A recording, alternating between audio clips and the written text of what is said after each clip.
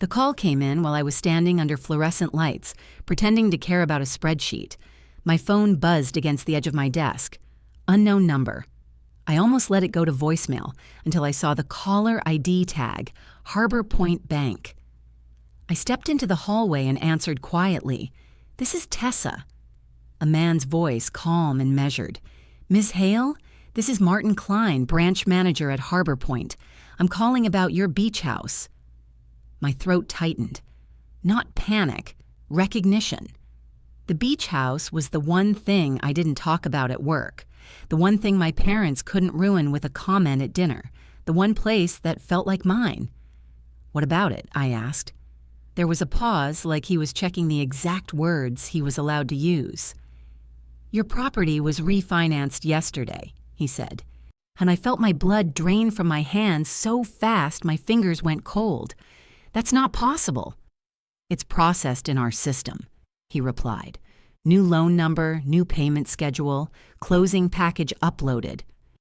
I stared at the beige wall in front of me, like it might tell me this was a mistake. I didn't sign anything. Another small pause. Then his voice dropped slightly, more serious. "That's why I'm calling," he said. "The refinance was completed without your presence." My mouth went dry. "Without my permission?" "Yes," he said cleanly, "and the parties who initiated it were listed as your parents." I didn't move. I didn't breathe too loudly. I didn't give him anything emotional to write down later. I just asked carefully, "What exactly do you mean by listed as my parents?" "It shows two individuals presented documents," he said. "What? They claimed they were acting on your behalf. They provided identification and a signed authorization packet." The hallway felt too bright, too quiet. "My parents don't have authority," I said. "They don't have power of attorney. They don't have anything." "I understand," he replied. And the way he said it told me he'd already seen enough of the file to believe me. "Where is the closing package?" I asked. "In your branch." "Yes," he said. "If you can come in today, I'd like to speak with you in person." "How did this get approved?" I asked. My voice was steady, but my throat felt tight. He didn't answer immediately. Then he said, "There are some irregularities. That's why I called you directly instead of sending a letter." I swallowed once. "I'm coming now." I didn't tell my boss a story. I didn't apologize. I grabbed my bag, walked out, and drove like every red light was trying to steal something from me. On the highway, my brain did what it always does when my parents get involved. It built a timeline. The last time they'd been inside my beach house was late summer.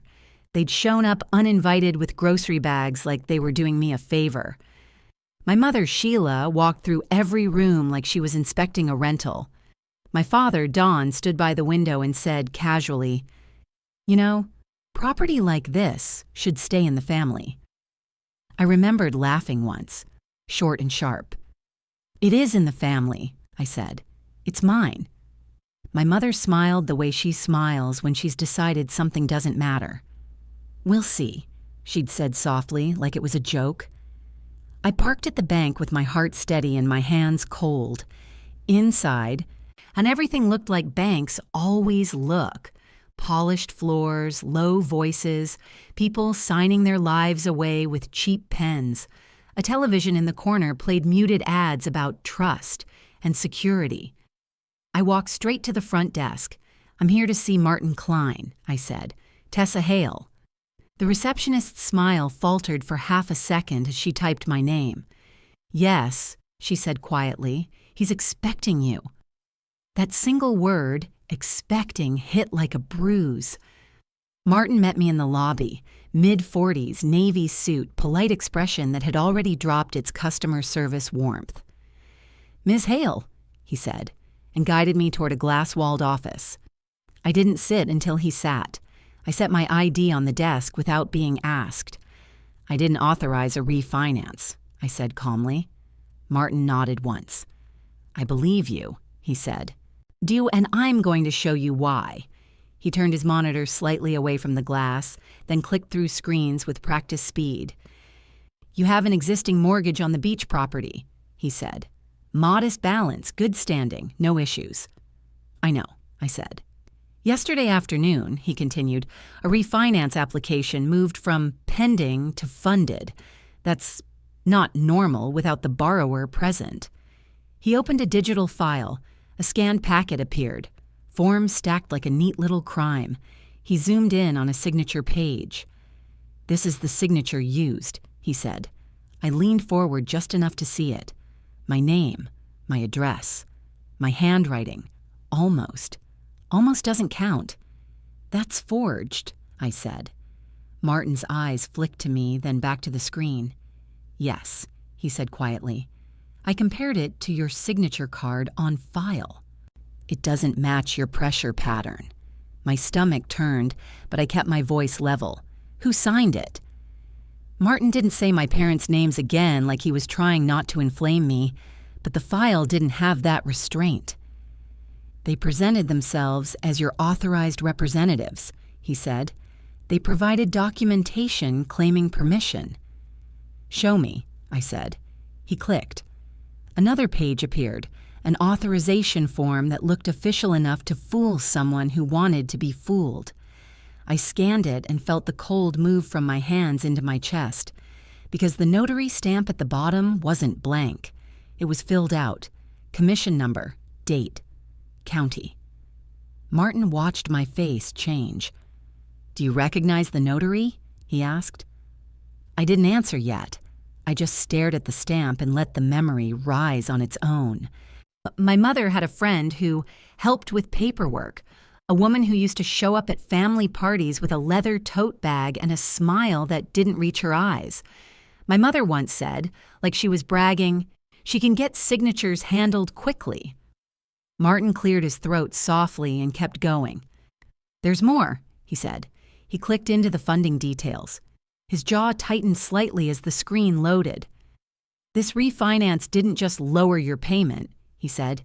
"It pulled cash out." "How much?" I asked. He paused like he hated that he knew. "A significant amount," he said carefully. "It was structured as cash-out proceeds." "Where did the cash go?" I asked. Martin didn't answer immediately. His eyes stayed on the screen. His hand hovered over the mouse. "Before I show you," he said, "I need you to understand something. And if this is fraud, and it appears to be, then the fund's destination is evidence." "I understand," I said. "Show me." He clicked one more tab. His face changed. Not dramatically, just the way someone freezes when a simple problem becomes a criminal one. He stared at the screen for a full beat, then another, like he was rereading it to make sure it was real. Then he leaned back slightly in his chair and said very quietly, "We're canceling the refinance." My throat tightened. "Can you do that?" "We can place an immediate rescission hold and escalate to our fraud counsel," he said. "Because the signature is forged, because the borrower disputes, and because this file just triggered a compliance alert." "What alert?" I asked. Martin swallowed once. Then he angled the monitor slightly, careful not to expose account numbers. On just the header of a warning line, something internal, something serious. He clicked into a participants section, names populated, roles, IDS.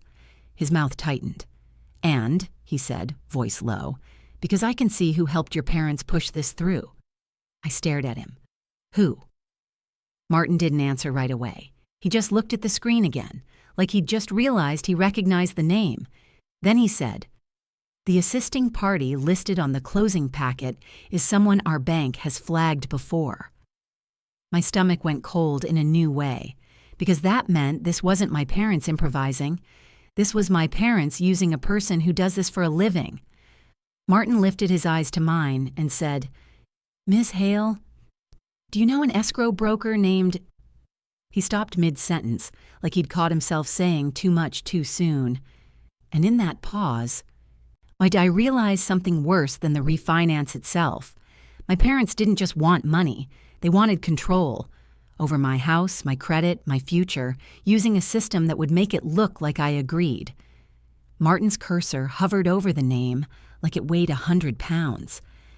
"I need you to tell me," he said carefully, "if this person is connected to your family, because if she is, this just became a much bigger case." Martin's cursor hovered over the name like it was radioactive. Then he clicked. A profile panel opened on the right side of the screen, an internal contact record with a roll tag, a license number, and a small red banner across the top. "Do not process. Prior compliance escalations." Martin didn't look at me when he spoke. He looked at the warning like he was choosing each word to keep this clean. "Her name is Marla Keene," he said. "She's listed as the closing facilitation partner on your refinance." "Closing facilitation?" I repeated. He nodded. "Third-party closer," he said. "The person who brings documents, coordinates signatures, routes packages. The person who makes a refinance feel smooth." My throat tightened. "And she's flagged." "Yes," Martin said, "for assisting in irregular closings. Not enough for a public ban, but enough for us to stop processing and escalate." I stared at the screen. "How does someone like that end up on my file?" Martin's jaw tightened. "Because someone requested her," he said. "Or someone on the inside didn't ask questions." I didn't raise my voice. I didn't let my hands shake. I just asked, "Show me the cash-out disbursement." Martin clicked into a funding screen again. A table appeared, numbers, dates, routing paths. And he angled it away from the glass wall, then pointed with the tip of his pen. "Cash-out proceeds were scheduled to be disbursed by wire," he said. "Yesterday at close of business." "Scheduled," I repeated, focused on that one word. "Yes," he said. "Scheduled, not completed." My lungs took their first real breath since the call at work. "Why not completed?" I asked. "Because the file tripped the compliance alert before release," he said. "We held it." "Held." I nodded once. "Where was it supposed to go?" I asked. Martin didn't answer immediately. He clicked into a wire instruction PDF. His eyes scanned it, then he exhaled through his nose like he was angry at the paper. "It was going to an account at a different institution," he said, "under the name Seabright Consulting." I blinked once. "That's not mine." "No," he said quietly. "Oh, it's not." My fingers went colder. "Whose name is on the beneficiary line?"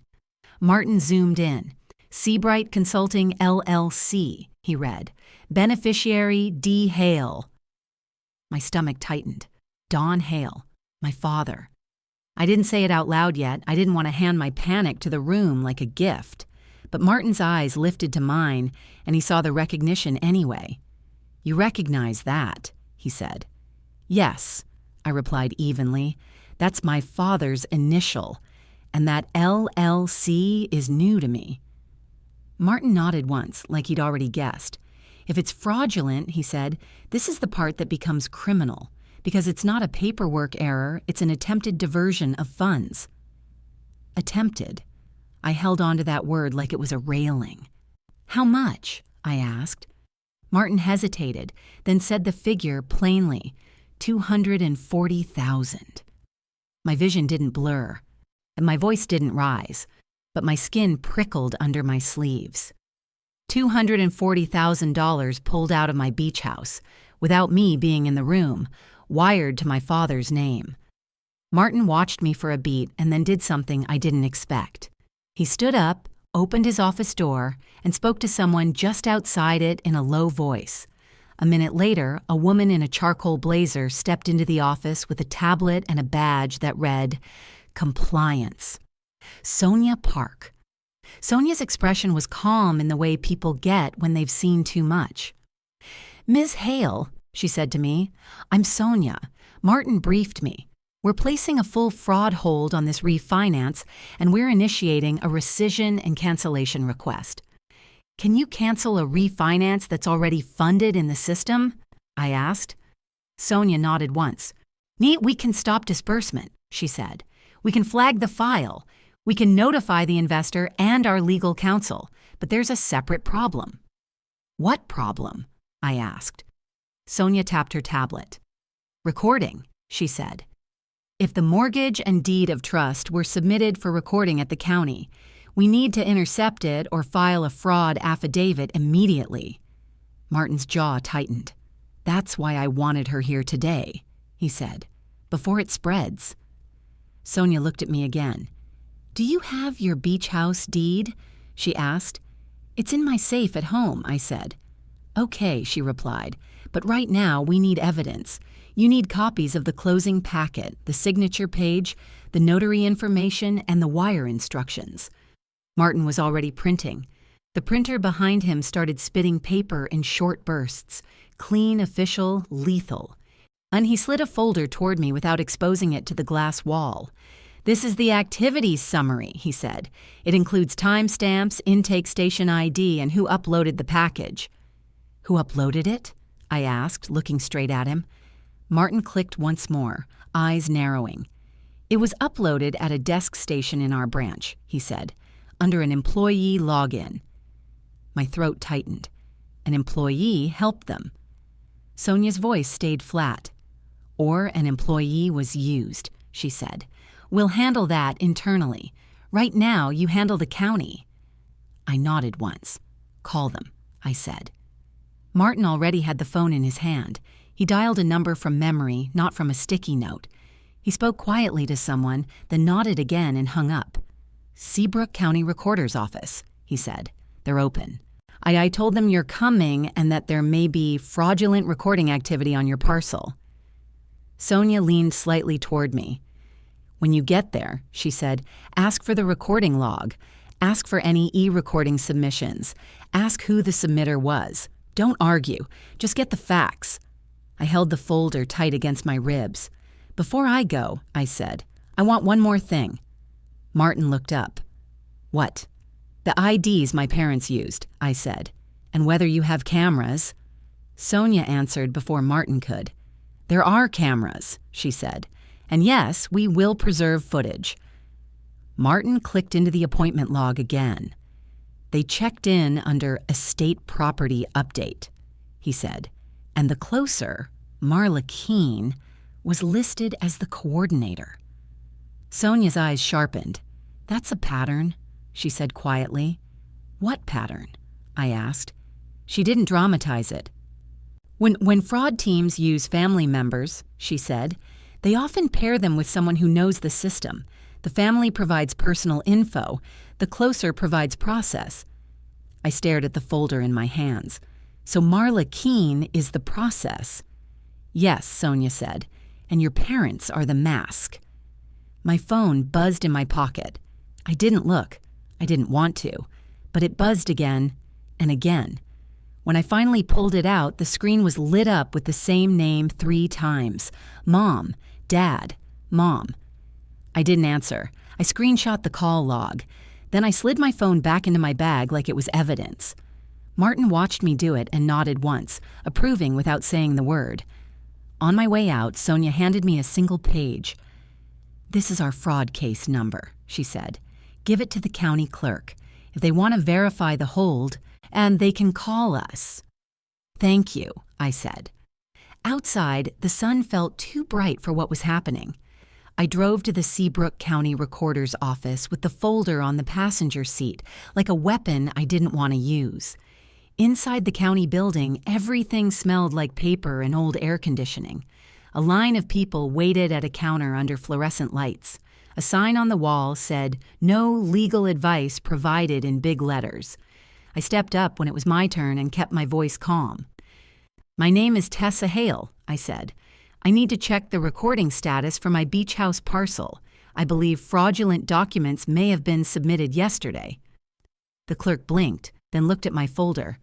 Parcel number, she said. I gave it to her. She typed. Her face stayed neutral at first, then she paused. Her eyes narrowed slightly at the screen. What? I asked. She didn't answer immediately. She clicked once, then again, and her posture changed. Ma'am, she said carefully, I'm seeing an e-recording submission. Submitted by who? I asked. She clicked into a detail view. Submitter name is Coastal Signings LLC, she read. My throat tightened. Coastal signings, I repeated. Is there a person attached? The clerk scrolled, then nodded. Yes, she said. Submitter contact is Marla Keene. My stomach went cold, because Martin's office wasn't the start of this. It was just the first place my parents' paperwork hit resistance. The clerk clicked again. There are 2 documents in the queue, she said. 2, I repeated. She nodded, eyes still on the screen. A deed of trust from the refinance, she said. When another instrument submitted right after it. What instrument? I asked. The clerk's lips pressed together as she read. It says limited power of attorney, she said. I didn't move. I didn't blink. Because my parents weren't satisfied with one forged signature. They were stacking authority on top of authority, layering paperwork until my objections would sound like noise. The clerk looked up at me. Do you want to file a fraud affidavit today? She asked. Yes, I said. And I want a recording hold placed on my parcel. She nodded once and slid a form toward me. Fill this out, she said, and I'm going to call my supervisor. As I reached for the pen, my phone buzzed again. One new text this time, not a call, from my mother. We only did what you would have wanted. Call me before you make it worse. I stared at the message, then took a screenshot and slid the phone back into my bag, because the only thing I wanted now was simple, not revenge, not drama, a record that matched the truth. The county clerk didn't treat my words like gossip. She treated them like a procedure. She took the form I'd started, glanced at the folder in my hand, and picked up the phone under the counter. Supervisor to window 3, she said quietly. Then she looked at me again. Stay right there. I stayed. I filled in my name, parcel number, and the exact phrase that mattered most. I did not authorize these documents. My hand didn't shake, but my stomach felt hollow, like my body was trying to make room for what was coming. 2 minutes later, a woman in her 50s walked out from a side door with a badge clipped to her belt and a binder tucked under her arm. She didn't smile. She didn't frown. She just looked at the screen behind the counter and then at me. I'm Denise Latham, she said, recording supervisor. You're alleging a fraudulent submission. Yes, I said calmly. My bank has already placed a fraud hold on the refinance. I have a case number, and the submitter on your queue is Marla Keene. Denise's eyes tightened slightly. Not surprise, recognition. Coastal signings, she said under her breath, then looked back up. Do you have ID? I slid it to her.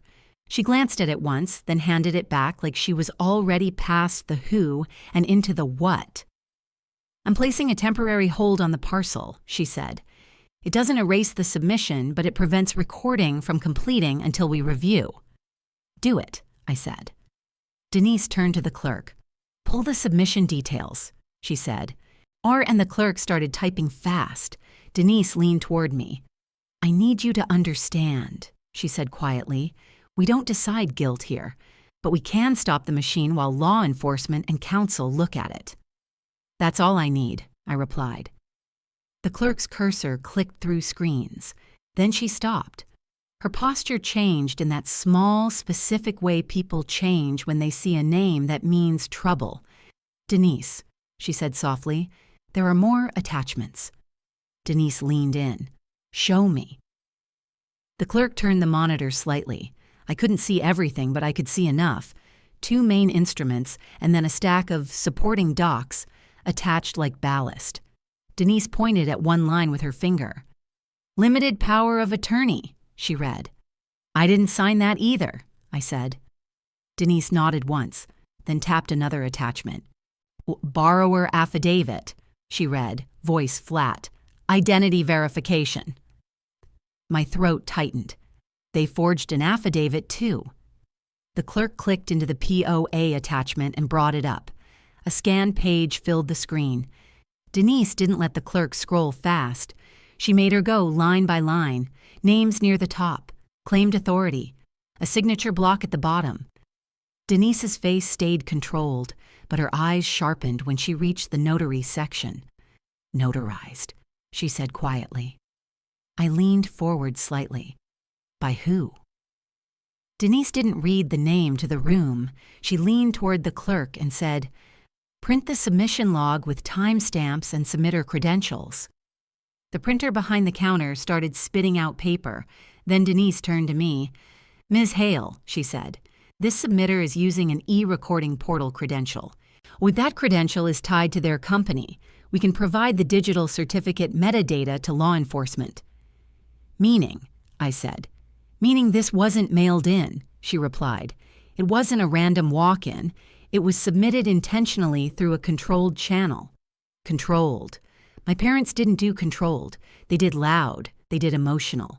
Which meant someone else had built the channel for them. Denise slid the fresh printouts to herself, scanned them, and then slid one page toward me face down. "This is your receipt that a hold was placed," she said. "This is your Q log. It shows the submitter, the time, and the document types." I nodded once and tucked it into my folder without flipping it up for the lobby cameras. Denise leaned closer. "We see coastal signing submissions often," she said quietly. "When they're clean, they're clean. When they're not, they arrive in clusters. POA, affidavit, quick cash out, quick record. Clusters." I swallowed once. "So what happens now?" "You finish the fraud affidavit," she said. "We timestamp it today.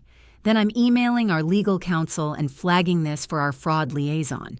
If your bank counsel reaches out, we'll coordinate." "Can I also place an alert on the parcel?" I asked, "so I'm notified if anything else is submitted?" Denise nodded. "We can do a property fraud watch," she said, "and I'm doing it." I exhaled slowly for the first time in an hour. Then my phone buzzed again. Not Mom this time. Martin Klein. Harbor Point Bank.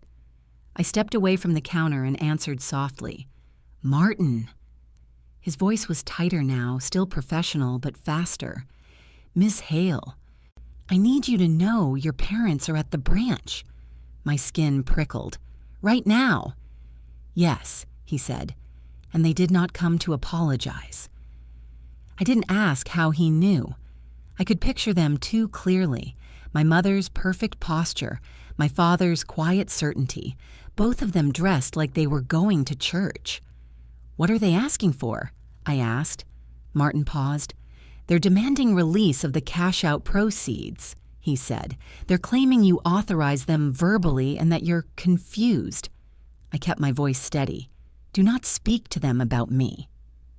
"I'm not," he replied. "Compliance is with me. Security is with me. But there's something else." "What?" I asked. "They brought Marla Keene," he said. My throat tightened hard. "Of course they did." Martin's voice dropped. "Marla is trying to pressure staff," he said. "She's referencing relationships and saying the wire was already approved." My fingers went colder around my phone. "Is it?" "No," he said firmly. "It's held. But she's trying to create urgency so someone makes a mistake." "Don't," I said. "Keep it frozen." "We are," he replied. "But I need you here. Not for them, for the record." I looked back at the county counter where Denise was watching me now, waiting calmly like she already knew the bank would pull me back. "I'm at the recorder's office," I said. "They placed a hold on my parcel." Martin's exhale sounded like relief. "Good," he said. "Then come straight here when you're done. And Miss Hale, do not come through the front lobby if you don't want them seeing you. Security can bring you in the side door." "I don't care if they see me," I said quietly. But I care about them performing." Martin paused. "Then use the side door," he said. I went back to Denise and finished the fraud affidavit with the same calm tone I used to write work emails. Date, parcel, statement, signature. The irony wasn't lost on me. The county required my signature, and I had to have it notarized to file the affidavit. Denise didn't smile when she said it. "We have an in-house notary," she said. "You'll sign in front of her." "Good," I replied. 10 minutes later, I signed once, in front of a notary I could see with my own eyes, under fluorescent lights that made everything honest. The notary stamped it. Denise attached it to the queue. "Hold is active," she said. "If Coastal Signings tries to push anything else through, it's going to flag." I nodded, tucked the stamped copy into my folder, and walked out. 25 minutes later, I pulled into Harbor Point's side lot. A security guard met me at a locked side door and let me in without speaking. The hallway behind the lobby smelled like carpet cleaner and printer heat. Martin and Sonia were waiting in his office, and I didn't need to ask how the front lobby looked. I could hear it faintly through the glass, voices carrying. A woman's tone sharp, rehearsed, my mother's tone sweet, offended, my father's tone low and certain. "They're making a scene," I said. Martin nodded once. "They're trying," he replied. Sonia stepped closer to me. "We have the recording hold confirmation from your county," she said. "Good timing." I handed over Denise's paperwork. Sonia scanned it quickly, then looked up. "This will help our legal team," she said. "Now, watch this." She turned Martin's monitor slightly. I clicked into an internal log and pulled up a time-stamped event list tied to the refinance file. "Your parents didn't just show up with papers," Sonia said. "They used a bank employee pathway." My throat tightened, meaning someone inside pushed it. "Or someone inside was tricked," she corrected, and then she clicked another tab that made Martin's jaw harden. "Employee Station ID," Sonia read, "and the login used to accept the packet." She turned the screen just enough for me to see a name line. No personal data, just the identifier. "Loan associate, Kevin Rourke," she said. Martin's mouth tightened. "He's new," he murmured. "Transferred in 2 months ago." Sonia's voice stayed flat. "He accepted the packet under standard review," she said, and the closer listed, Marla Keene, was entered as the facilitator. Martin leaned back slightly. Which shouldn't have passed," he said. "Correct," Sonia replied. Then she clicked again. Martin froze. "What?" I asked. Sonia pointed at a line in the log. "A release attempt," she said. "Someone attempted to push the wire out this morning." My skin prickled. "From where?" Sonia tapped the screen. "Internal override request," she said. "Submitted from a desk station in the lobby." My mouth went dry. "While I was at the county?" "Yes," Sonia said. "And it was denied because the fraud hold is active." Martin looked up at me. "They didn't come here to negotiate," he said quietly. "They came here to apply pressure while trying to slip the wire out through staff." My chest tightened, but my voice stayed calm. "So they're trying to exploit a person, not a system." Sonia nodded once. Exactly." Then Dana, security, stepped into the office without knocking. "They're escalating," she said calmly. "Marla is demanding to speak to someone higher. Your mother is crying. Your father is telling customers you're ill." I didn't blink. "And?" I asked. Dana's eyes flicked to Sonia's monitor. "And we just got a call from another branch," she said. "Same closer name, same packet style, different property." Martin's face tightened. "Another property," he repeated. Dana nodded once. "They're running multiple files," she said. "Or trying to." Sonia's posture sharpened instantly. "That means pattern," she said. Martin looked at me, voice low. "Ms. Hale," he said, "if this is a pattern tied to Coastal Signings and Marla Keene, we're not just canceling your refinance." He paused, eyes hard. "We're reporting it." I nodded once. "Eyes good," I said. Dana glanced toward the door. "They just asked if you're here," she said quietly. I stood up slowly, folder in my hands, and felt the strange calm that comes right before a confrontation you didn't start. "Tell them nothing," I said. Sonia's eyes stayed on mine. "We can also call police," she said, "if they refuse to leave or intimidate staff." "Do it," I said. And right as Sonia reached for her phone, my own phone buzzed with a new notification from Harbor Point's app, an alert I'd never seen before. Account profile change requested. Mailing address update. Pending approval. I stared at the screen, then looked up at Martin. "They're trying to change my mailing address," I said calmly. Martin's face went flat. "To hide the paper trail," he said. And in the lobby, and I heard my mother's voice rise, sweet and loud, like she was announcing something to an audience. "I'm her mother," she said. "I'm just trying to protect her." Sonia's phone was already in her hand. "Police are on the way," she said. Martin clicked one more screen and his eyes narrowed. "Ms. Hale," he said quietly. "The address change request was submitted from inside the branch." My skin went colder, because that meant my parents weren't just pressuring the system. They were already inside it. Martin didn't look away from the screen. He just stared at the audit line that said the address change request was submitted from inside the branch, and the air in his office tightened like someone had closed a door. Sonia didn't react emotionally. She reacted operationally.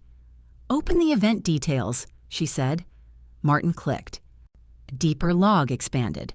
Station ID, employee login, timestamp, and a short internal note field. Sonia leaned closer. "Read it," she said.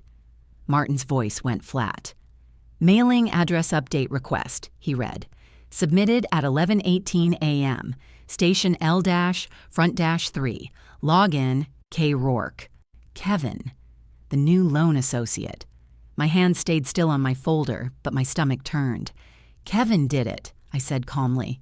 Sonia didn't jump to conclusions. "Kevin's credentials did it," she corrected.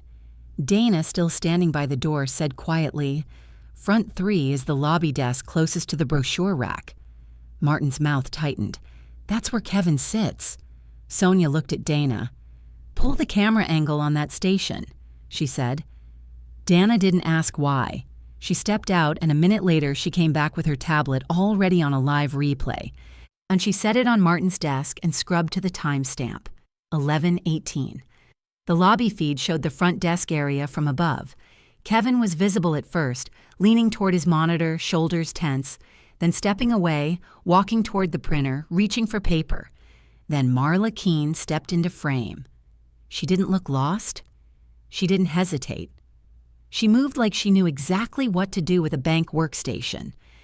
She leaned in close behind the counter, angled her body so the lobby couldn't see her hands, and reached toward Kevin's keyboard.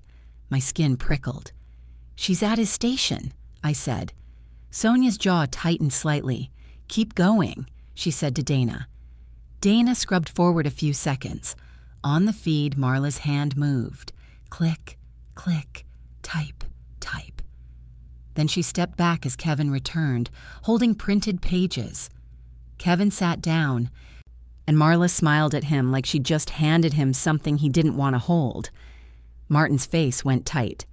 "So the address change wasn't my parents," he said. "It was Marla using an employee station." Sonia didn't blink. "It could be both," she said. "They can pressure him while she does the work." My phone buzzed again in my bag, but I didn't reach for it. I didn't want to give the lobby the satisfaction of seeing me flinch. Dana touched her earpiece. "Police just arrived," she said calmly. Sonia's gaze flicked to Martin. "Let them in through the side," she said. "Keep this contained." Martin nodded and stood. "Stay here," he said to me, "for your safety." "I'm not hiding," I replied quietly. Sonia met my eyes. "You're not hiding," she said. "You're controlling exposure. There's a difference." Before I could respond, we heard it through the glass, voices rising in the lobby sharp enough to carry. My mother. "I'm her mother," she said in that bright, sweet tone she uses when she's trying to sound harmless. "My daughter is confused. She's overworked. She's—" A deeper voice cut in, calm and firm. An officer. "Ma'am," he said, "I'm going to need you to lower your voice." My father's voice followed, low and certain. "This is ridiculous," he said. "We have documents. We have authorization. We're here to resolve a mistake." Resolve a mistake. He meant extract a wire. Sonia turned to Dana. "Get the footage and print the log," she said. "I want it ready." Dana nodded once and moved. Martin opened his office door and stepped out. Sonia motioned for me to stay inside the glass room, away from the main sightline but close enough to hear the record being made. In the next few minutes felt like watching a storm through a window. Martin spoke with the officer in a controlled tone. My mother cried softly on command. My father kept repeating, "Authorized," like it was a spell. And Marla didn't cry at all. She leaned in close to the counter, jaw tight, eyes sharp, trying to force urgency into the staff. Then the officer's voice rose slightly, still calm, just louder so it would land. "Who is the account holder?" he asked. My mother answered too fast. "She is," she said, gesturing vaguely, "but she can't handle these matters. That's why we—" "Ma'am," the officer said, cutting her off, "I didn't ask who you think can handle it. I asked who owns the property." My father's tone sharpened. "Our daughter," he said, "Tessa Hale." Sonia looked at me. "That's your cue," she said quietly. Short, clean. I stepped out of the office and into the hallway, then into the lobby sightline. My parents' heads snapped toward me instantly like they'd been waiting to pounce. My mother's face lit up with fake relief. "Tessa," she gasped. "Thank God. Tell them. Tell them we were just helping." I didn't look at her. I looked at the officer. "My name is Tessa Hale," I said calmly, and held up my ID. "I did not authorize any refinance. I did not sign any documents. My signature was forged." The officer took my ID, glanced at it, then looked at Martin. "You called her," he said. "Yes," Martin replied, "because the signature doesn't match, and because the file triggered compliance alerts." My father stepped forward half a pace. "This is a family misunderstanding," he said, voice low and firm. "We were acting on her behalf. She's stressed." I didn't react. I reached into my folder and pulled out the county paperwork, just the top page. "The recorder's office placed a hold on my parcel," I said to the officer.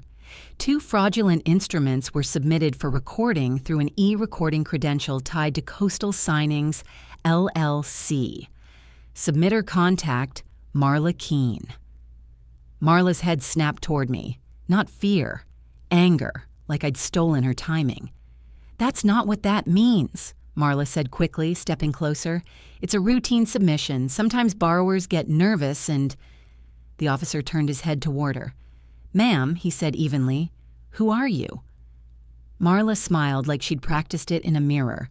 "Marla Keene," she said. "Closing facilitator. I'm here to help resolve—" "Are you an employee of this bank?" the officer asked. "No," Marla said, still smiling. "Ah, then you don't get to resolve anything at their counter," the officer replied, tone unchanged. "Step back." My mother's voice rose again. "Officer, please," she said, tears already built into it. "My daughter is unstable. She doesn't understand what she's doing. The officer didn't even look at her this time. He looked at Martin. "Where's your compliance officer?" he asked. Sonia stepped forward beside Martin like a shadow turning solid. "Sonia Park," she said. "Compliance." The officer nodded once. "You have evidence this was forged," he said. "Yes," Sonia replied. "Signature mismatch. Cash-out disbursement wired to a beneficiary connected to the parents. Attempted wire release. Attempted address change, submitted from inside the branch." The officer's eyes narrowed. "Attempted address change," he repeated. Sonia didn't dramatize it. "It's in the audit log," she said. "Station ID, timestamp, and login used." My father's face tightened. "This is harassment," he said. Sonia looked at him once, cool and flat. "No," she said, "this is documentation." Dana returned quietly with a sealed envelope and a printout. She handed it to Sonia, who handed it to the officer. The officer scanned it, then looked up. "Logan used was Kevin Rourke," he said. Kevin, who had been hovering near the side of the lobby this entire time, flinched. My mother's head snapped toward him. My father's eyes narrowed like he was warning Kevin without speaking. Marla didn't look at Kevin at all. She kept her eyes on the officer, trying to control the narrative. "That's impossible," Marla said quickly. "I never touched a bank computer." Dana spoke before Sonia could. "We have camera footage," she said evenly. "Time-stamped. You at his station at 11:18. Marla's smile twitched. My mother's tears stopped midstream for half a second. The officer turned toward Marla again. "Ma'am," he said, "do you have any reason to be at a bank employee station?" Marla's voice tightened. "I was leaning over to point something out," she said. "That's all." Dana didn't raise her voice. "You typed," she said. "We can see your hands."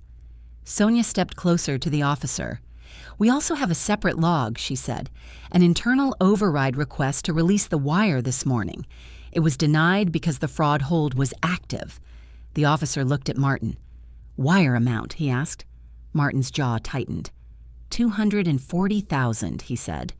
My mother made a small sound in her throat like she'd forgotten to play confused and accidentally played caught. My father's expression stayed tight and controlled, but his eyes flicked once toward the exit. The officer looked at me. "Ms. Hale," he said, "I'm going to ask you a question, and I need a simple answer. Did you authorize your parents to refinance your beach house?" "No," I said. "Did you authorize them to receive cash-out proceeds?" he asked. "No," I said again. He nodded once. "Okay," he replied. Then he turned back toward my parents and Marla, and his tone shifted from customer service police to "this is now a case." "Ma'am," he said to Marla, "I'm going to ask you to provide identification." Marla's smile returned too quickly. "Of course," she said, reaching into her bag. My mother jumped in. "She's helping us," she said brightly. "She's a professional." The officer didn't respond to professional. He responded to what he could prove. He took Marla's ID, glanced at it, then spoke quietly into his radio. Dana's tablet chimed with a new incoming alert from security, an internal message. Dana glanced down, then looked up at Sonia. "The other branch called back," she said quietly. "The second property attempt, they have the same closer name, same company credential." Sonia's posture sharpened. "Pattern," she murmured. The officer heard it anyway. "Second property attempt," he repeated. Sonia nodded once. "Not your jurisdiction, maybe," she said, "but it's relevant. Coastal Signings is appearing across multiple irregular files." The officer's gaze settled on Marla again, and something in his face changed. Recognition, not suspicion. When he looked down at Marla's ID, then back up and said very calmly, "Ms. Keene, do you know you're already listed in a financial crimes bulletin?" Marla's smile froze. My mother's mouth opened slightly. My father went still. And the officer's next sentence landed like a door locking.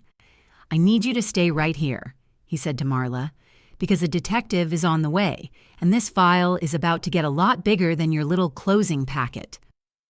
The detective arrived the way real consequences arrive. Quiet, fast, and without asking anyone's permission. He didn't storm in. He didn't raise his voice. He walked through the bank doors with a notebook in one hand and a badge already out. Eyes moving over faces like he was counting exits. "Detective Owen Mercer," he said to the officer, then to Sonia. "Financial crimes." Marla tried to recover her smile. "Detective, this is a misunderstanding." Mercer didn't look at her yet. He looked at Martin. "Who's the borrower?" he asked. Martin gestured toward me. "Tessa Hale," he said. "She's the owner on record. She disputes the refinance and the signatures." Mercer's gaze landed on me, calm and direct. "Ms. Hale," he said, "did you sign any refinance documents yesterday?" "No," I answered.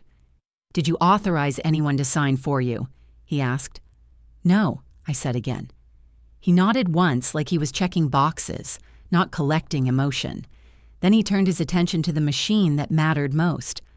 "Show me what you have," he said to Sonia. Sonia didn't give him a speech. She gave him a folder. Audit log printouts, signature comparison notes, wire instructions, the override request, now the address change attempt, and Dana's time-stamped footage reference.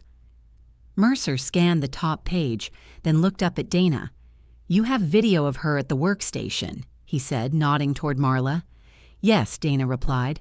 "Time-stamped, clear," she typed. Marla's smile twitched. "I leaned over," she said quickly. "I was pointing, that's all." Mercer finally looked at her. His eyes were flat. No anger, no warmth. "Ma'am," he said, "what is your role in this refinance?" "I'm the closer," Marla replied, too smooth. "I facilitate signatures and routing. I don't—" "You facilitate," Mercer repeated, "meaning you handled the package." "Yes," she said. "And the e-recording submissions," Mercer continued, "were sent through your company credential." Marla's lips pressed tight for half a beat. "That's normal," she said. That's how e-recording works." Mercer nodded once. "It is," he said, "which means it's traceable." My mother tried to step in with her sweet tone. "Detective, my daughter is confused." Mercer cut her off without raising his voice. "Ma'am," he said, still looking at Marla, "I'm not taking medical opinions from family members while I'm reading a fraud file." My mother went still. My father's jaw tightened like he didn't like hearing the word fraud spoken out loud. Mercer turned to Martin. "Cash out amount?" he asked. $240,000, Martin said. Mercer's eyes flicked to the wire page. "Beneficiary?" he asked. Martin hesitated, then said it cleanly. "The wire instructions route to an account named Seabright Consulting. Beneficiary line shows D. Hale." My father's eyes flashed. "Detective," he said, low and firm. "Nah, this is harassment. That's my business account. We were—" Mercer held up one hand, not to silence him forever, just to stop him from flooding the record with noise. "You can explain later," Mercer said. "Right now, you're going to stop talking." My father's mouth tightened, but he stopped. Mercer turned back to me. "Ms. Hale," he said, "do you want to pursue charges?" "Yes," I replied, and my voice didn't shake. "I want the refinance canceled, my parcel protected, and an investigation opened." Mercer nodded once. "Good," he said, "because this isn't a civil disagreement. This is attempted mortgage fraud with a planned diversion of funds." Marla's smile cracked slightly. "Attempted," she echoed, like she wanted to cling to the word. Mercer didn't argue. "Attempted is still criminal," he said. Then he moved, efficient. When he asked Martin for the branch station ID log, he asked Sonia for the internal fraud case number. He asked Dana to preserve the footage and produce a certified copy. He asked for Kevin. Kevin stepped forward from the side of the lobby, looking pale, eyes darting toward my parents, like he was searching for permission to speak. Mercer studied him for 1 second. "Were you threatened?" he asked. Kevin swallowed. "No," he said too fast. Mercer's tone didn't change. "Were you pressured?" he corrected. Kevin's throat moved again. His eyes flicked to Marla, then away. "She kept saying the wire had to go out today," Kevin muttered. "She said she'd worked with the bank before. She said she knew people." Mercer nodded once. "Did she touch your workstation?" he asked. Kevin hesitated. Dana didn't speak. She didn't need to. The camera already had the answer. Kevin's voice came out small. "Yes," he admitted. "She leaned over. She typed something. I thought she was just pulling up the file." Mercer turned to Marla. "You typed under his credentials," he said. Marla's smile returned, strained. "That's not illegal," she snapped. "I was trying to fix the file." Mercer's eyes stayed flat. "It becomes illegal when the file is fraudulent," he said. "And you knew it was because you layered authority." Sonia's head lifted slightly. "Layered authority?" she echoed. Mercer nodded. "Deed of trust," he said, counting off. "Limited power of attorney. Borrower affidavit. Address change attempt. That's not fixing. That's hiding." My mother's voice rose again, trying to pull the room back into her orbit. "This is ridiculous," she cried. "Wait, we're her parents." Mercer turned toward her, calm as a locked door. "And you're also the people trying to extract $240,000 from her property," he said. "So your title doesn't help you." My mother's tears stopped on the spot. My father took one step backward like he was recalculating. Mercer spoke into his radio, short, precise phrases. Then he looked up. "Marla Keene," he said, "I'm detaining you pending further investigation. I'm also requesting a warrant for your phone and any devices used to submit these e-recording instruments." Marla's eyes widened. "Detaining me?" she snapped. "For what? Doing my job?" Mercer didn't flinch. "For your role in a fraudulent refinance," he said, "and for manipulating a bank workstation to attempt an address change while the borrower disputed the file." Marla's voice rose. "This is insane." The officer stepped closer. "Ma'am," he said evenly, "turn around." Marla looked at my parents like she expected them to rescue her. My father didn't move. My mother didn't move. Because my parents only love people when those people are useful. Marla's shoulders tightened. Then she turned, jaw clenched, and the cuffs clicked. The sound hit my mother differently than it hit me. It didn't sound like justice to her. It sounded like risk. My father tried one last time to control the outcome. "Detective," he said, "you can't treat us like criminals." Mercer looked at him. "Then stop acting like one," he replied. He turned to me again. "Miss Hale," he said, "Jan, your parents are not being arrested at this second unless we establish probable cause for their direct participation beyond the attempted wire destination." My father's posture relaxed for half a breath. Then Mercer continued, "But we're going to establish it." He held up the wire instructions page. "This doesn't route to Coastal Signings," he said. "It routes to a beneficiary tied to your father's name."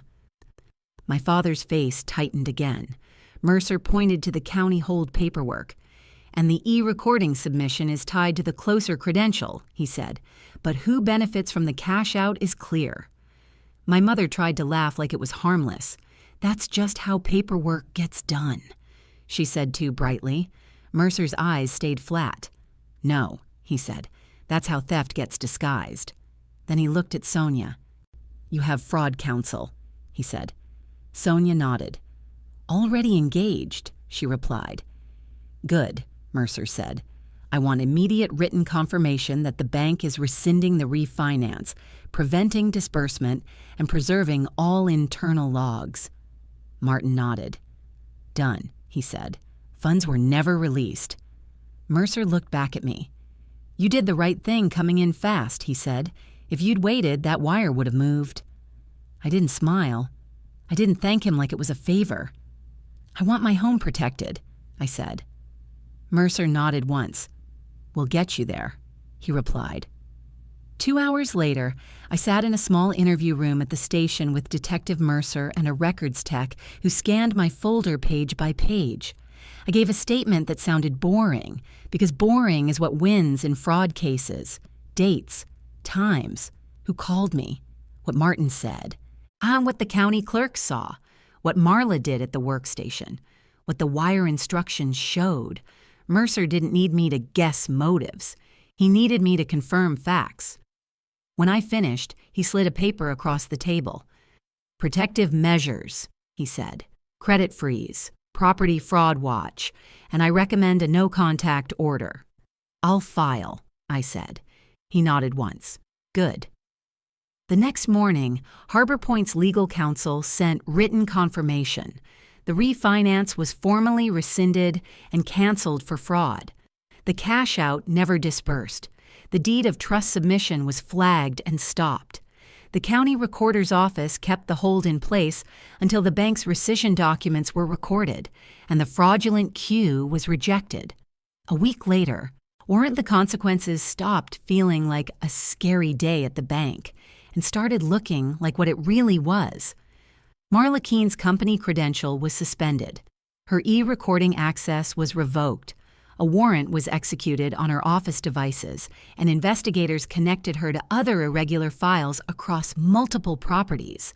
She was charged with felony mortgage fraud-related offenses and conspiracy because the pattern wasn't an accident and the footage wasn't deniable. My father didn't get to hide behind his calm voice either. The LLC account that was set to receive the wire became evidence, not a shield. The investigation tied the attempted cash-out diversion directly to him, and he was charged for his role in the scheme. My mother was charged as well once the bank footage and appointment logs confirmed their participation in presenting the forged packet and attempting to pressure staff during the hold. They didn't get a slap on the wrist. They got court dates, no contact conditions, restitution orders, and the kind of legal record they'd spent their lives trying to keep off themselves while putting it on me. And my beach house, my one quiet place, stayed mine. Not because I begged, but because the paper trail finally matched reality. A month later, I drove to the beach house alone and stood in the doorway for a long time without stepping in. Not because I was afraid of the house, because I was letting my body relearn that it was safe. The locks were changed, my credit was frozen, the county fraud watch was active. And every time I thought about what could have happened, I remembered the only thing that mattered. The wire never moved. If your parents tried to refinance your property behind your back, would you confront them first? Or go straight to the bank and county office like I did? Tell me what you'd do in the comments. Like, subscribe, and I'll see you in the next video.